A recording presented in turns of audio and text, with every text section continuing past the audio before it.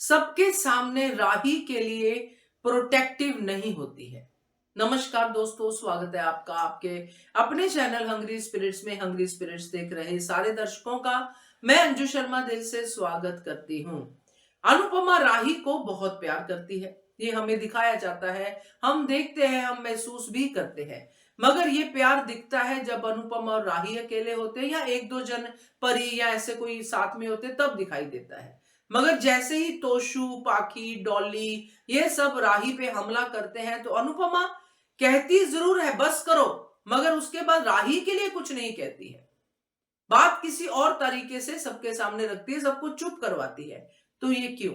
बात करते हैं। पहले वही निवेदन, जिन्होंने अभी तक चैनल को सब्सक्राइब नहीं किया है कर लीजिए, साथ में दोस्तों बेल आइकॉन दबाइएगा ताकि आपको हमारे वीडियोस के नोटिफिकेशन मिलते रहे। इस पॉइंट पे मैंने सोचा, क्योंकि आज भी वही हुआ।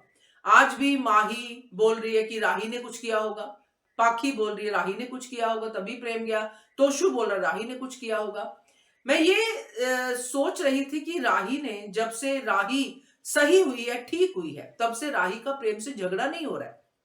जब वो सारा कांड हो गया जिसमें राही का ट्रांसफॉर्मेशन हो गया, राही और अनुपमा की बन गई, बा का थप्पड़ हो गया, गुजरात से द्वारका से वापस आना हो गया, सब कुछ हो गया और राही ने खुले मन से अपनी माँ को एक्सेप्ट कर लिया, माँ ने बेटी को एक्सेप्ट कर लिया। वो जो सीन हुए, सारे सीन बहुत अच्छे हुए। मगर उसके बाद ये शाह परिवार के लोग और माही, इन्होंने राही पे अपना कमान कस के ही रखा। वो कमान जिसको अनुपमा बहुत अच्छे से वापस दे सकते हैं इनको, वो तीर सारे के सारे इन तक पहुंच सकते हैं क्योंकि अनुपमा के हाथ में पूरे घर का कमान है।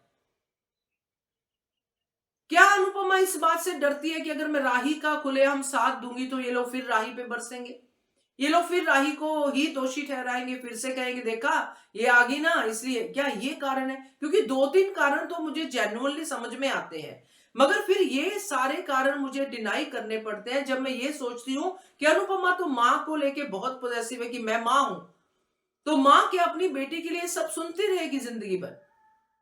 क्या नहीं कहेगी माही की तरह, जैसे प्रोटेक्टिव होके आगे आती है कि माही मेरे लिए क्या है? क्या राही के लिए नहीं कहेगी कि तुम लोग सब चुप रहो, तुम लोग क्यों राही के पीछे ही पड़े रहते हो, खुद भी तो देखो? क्या ये नहीं कह सकती जब बाकी सब कुछ कह सकती है? चुप रहती तो बात अलग थी, मगर आप यहाँ पे ये कह रहे हो कि प्रेम का दर्द देखो, प्रेम का दर्द देखो। बिल्कुल प्रेम का दर्द देखो, मगर यहाँ पे राही को निशाना क्यों बना रहे हो भाई? सिर्फ एक लाइन अगर अनुपमा ऐड करती तो यहाँ पे राही को भी अच्छा लगता, राही के साथ साथ हम सब ऑडियंस को भी अच्छा लगता कि अनुपमा राही के लिए भी सबके सामने प्रोटेक्टिव होती है। मगर ये प्रोटेक्शन अनुपमा की नहीं दिखाई देती। जब जो पानी सर से ऊपर चला जाता है तब अनुपमा आ जाती है सामने कि मैं मां हूं। मगर ये जो चीजें हैं इन पे भी ध्यान देना पड़ेगा।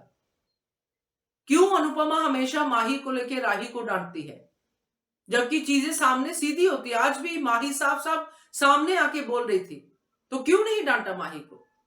क्यों अनुपमा अपनी तरह राही को बनाना चाहती कि सब कुछ सहो, सब कुछ सहो, सब कुछ सहो? क्यों?